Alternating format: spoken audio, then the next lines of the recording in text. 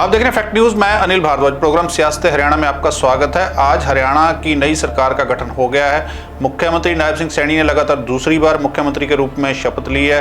तीसरी बार लगातार भाजपा की सरकार अस्तित्व में आई है। तो इसी पर चर्चा के लिए मेरे साथ मौजूद है मेरे सहयोगी शमशेर चंदेल। शमशेर जी, बहुत बहुत स्वागत आपका। तो शपथ ग्रहण हो गया आज?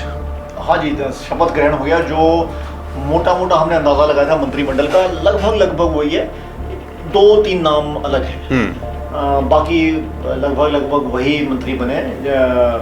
जैसे हमने अंदाजा जो लगाया था कि विट साहब बन सकते हैं, विट साहब को मंत्री बनाया अम्बाला कैंट से।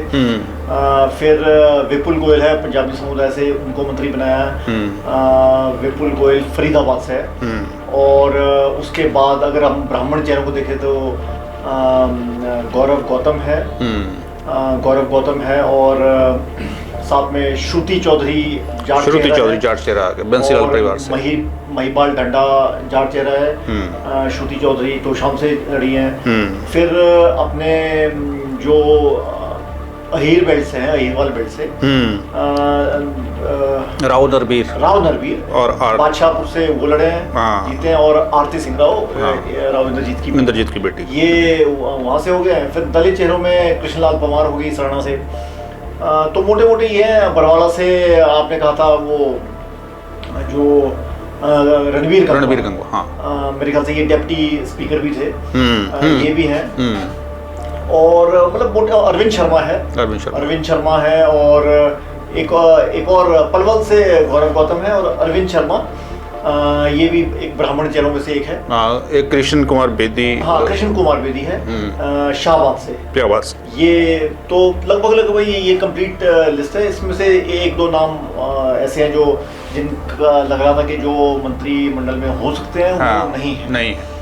तो मोटा मोटा ये है। और इसमें जो कैबिनेट का स्वरूप है, इसमें सभी को रीजन वाइज भी और कास्ट वाइज भी एक बैलेंस है। जैसे 2 जाट चेहरे हैं, 2 हीरवाल बेल्ट से हैं, यादव हैं, ब्राह्मण 2 हैं और बनिया कम्युनिटी से एक है, पंजाबी है। तो सारा राजपूत है। श्याम सिंह राणा में भूल गया था, वो है। तो लगभग वो रीजन वाइज अगर आप देखें कि हरियाणा को आप ईस्ट वेस्ट नॉर्थ साउथ तो बोल नहीं सकते, पर ये है कि नॉर्थ से भी है, साउथ से भी है।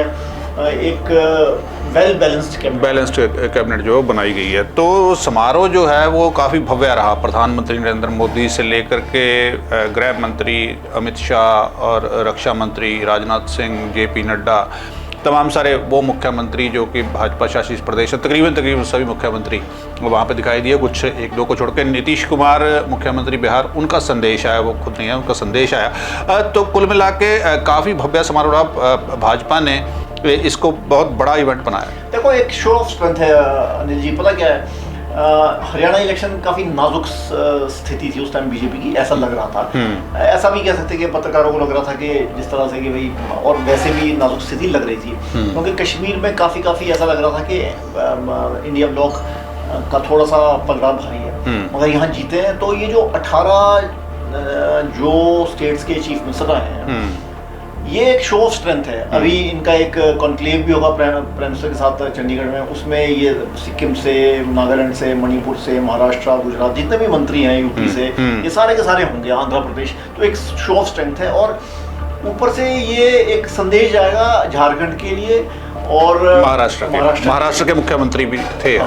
तो ये एक संदेश है कि भाई अब एनडीए है। एनडीए तकरीबन, जैसे हमने कल की डिस्कशन में भी कहा था कि तकरीबन 75% जो भूगोल है भारत का, उस पर एनडीए का कब्जा है। मतलब मोटा बीजेपी एनडीए। तो एक शो ऑफ स्ट्रेंथ है। और इसमें जो 50 ईयर्स ऑफ इमरजेंसी सियासती इसमें वो भी खेला है 35।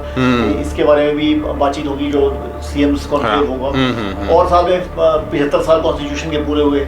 तो ये देखिए, दोनों चीज़ें ना मिलती जुलती के कॉन्स्टिट्यूशन के 75 साल पूरे हुए, फिर बीच में इमरजेंसी लगी जिसमें कॉन्स्टिट्यूशन को सस्पेंड कर दिया गया। तो ये सारी जो पॉलिटिकल गेम है, प्राइम मिनिस्टर मोदी इसको खेलने में काफ़ी समर्थ है।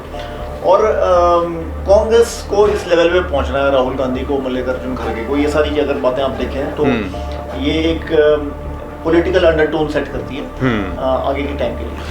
अनिल विज, पहले कह रहे थे जी मुख्यमंत्री का मैं दावा पेश करूंगा, उसके बाद फिर जब लेजिस्लेटिव पार्टी की मीटिंग हुई उसमें जब नायब सिंह सैनी को चुना गया लीडर, तब अनिल विज की नाराज़गी जो है वो पहले तक तो थी, लेकिन उसके बाद फिर क्योंकि उन्होंने नाम प्रपोज किया और आज कैबिनेट का भी वो हिस्सा बन गए, तो क्या लग रहा है उनका सब कुछ सेटल हो गया मामला? ये मुझे लगता है अनिल जी जैसे होता ही है भाजपा में, ये पहले से ही इसका स्वरूप तय कर दिया गया था कि कृष्ण बेदी जो है नरवाना के एमएलए ये नाम प्रपोज करेंगे, सेकंड अनिल विज साहब करेंगे, और उन्होंने वही किया। बाद में उन्होंने कान भी पकड़े कि भाई पार्टी सुप्रीम है, राव इंद्रजीत दूसरे चेहरे थे, उन्होंने भी मीडिया से ज़्यादा बातचीत नहीं की, तो ये मेरे ख्याल से तयशुदा था। तो और नाराज़गी विज साहब की ऐसी होती है, ईसीजी की तरह ऊपर जाती नीचे आती है, उस तरह का ही रहता है। नंबर 2 मिनिस्टर हो गए। हाँ, वो सीनियर मोस्ट हैं लगभग। अगर आप सारे एमएलएज को मिला दें तो कृष्णलाल पंवार भी 6 बार के एमएलए हैं और अब अनिल विज साहब शायद 7 बार के हैं, तो ये सीनियर मोस्ट है। ये है। पर आपको मैं वैसे बता दूं कि देखिए ये बीजेपी ऐसे ही इसका जो सेंट्रल ऑब्जर्वर्स आते हैं, ये इसका कारण ही ये होता है कि कोई बीच में मतभेद ना हो जाए। मुझे याद है 7-1 साल पहले हिमाचल में जब धूमल साहब हार रहे थे, मगर नाम चल रहा था कि उनको मुख्यमंत्री बनाया जाए, तो जैसे ही सेंट्रल ऑब्जर्वर आया तो उन्होंने धूमल साहब से ही प्रपोज करवा दिया नाम, और जयराम ठाकुर को मुख्यमंत्री बना दिया। और जो हमने कल बात की थी वसुंधरा राजे सिंधिया जी की, तो वैसा ही एक डिसिप्लिन है। एक कैबिनेट जो है इसमें 2 वुमेन मिनिस्टर्स हो गई हैं, लेकिन दोनों के साथ ये है कि पारिवारिक पृष्ठभूमि उनकी कहीं ना कहीं इसमें जो है उसका भूमिका रही है। हाँ बिल्कुल, पारिवारिक पृष्ठभूमि भी है। और मेरे ख्याल से ये देखिए एक क्वालिफिकेशन को फुलफिल करता है कि ये जाट चेहरा है, श्रुति चौधरी जाट चेहरा है। और श्रुति चौधरी केवल श्रुति चौधरी नहीं है, क्योंकि वो एमपी की इलेक्शन भी लड़ी है, तो वहां से एमपी भी रही है। तो जो भिवानी का इलाका है, तो लगभग काफी और जो सीटें ना वो उनकी गिरफ्त में है। उनकी माता जी हैं किरण चौधरी, परिवार बंसीलाल परिवार का काफी का जलवा वहाँ है। तो एक तो वो है, और दूसरा आरती सिंह राव हालांकि नहीं है, मगर रिलेटिवली नहीं है, मगर वो भी राव इंद्रजीत सिंह की बेटी है। राव नरवीर की भतीजी चाचा है। तो वो भी एक काफी पावरफुल परिवार से हैं। तो एकदम से देखिए ये जो इस तरह के परिवार होते हैं, आप उनको एकदम से नजरअंदाज नहीं कर सकते। तो वो एक कारण रहा। हाँ, और इसलिए अगर आप देखें कि कैसे ये मतलब विमेन जो उनका होना कैबिनेट में, तो ये एक पारिवारिक है, मतलब पारिवारिक है। चलिए ये कैबिनेट हो गई है, सरकार का फिर से गठन हो गया, अब नजरें हैं कांग्रेस पे कि लीडर ऑफ द ऑपोजिशन किसको बनाते हैं, कौन जो है सीएलपी का लीडर बनेगा। देखिए जो कल हुड्डा साहब के घर में बैठक हुई दिल्ली में, उसमें था कि 31 एमएलए थे, तो 37 में से 31 ने कहा कि हम हुड्डा साहब के साथ हैं। हालांकि हुड्डा साहब ने कह दिया कि बड़ी इनफॉर्मल सी मीटिंग है। अब ये तो कहने वाली बात है, 6 एमएलए उनके साथ नहीं थे या हैं, इसके बारे में कोई पूरा पता नहीं है। पर एक जो इन्होंने साथ में ये भी कह दिया कि 3 मेंबरी कमेटी का गठन होगा, उसमें अजय माकन होंगे, हरीश चौधरी होंगे, तो वो पता लगाएंगे कि क्या ईवीएम का मामला है या वाकई रेबेल्स का मामला है। तो ये सारी बातों एक जगह होगी। पर मुझे लगता है कि लीडर ऑफ ऑपोजिशन मेरा ऐसा मानना है भूपेंद्र सिंह हुड्डा ही होंगे।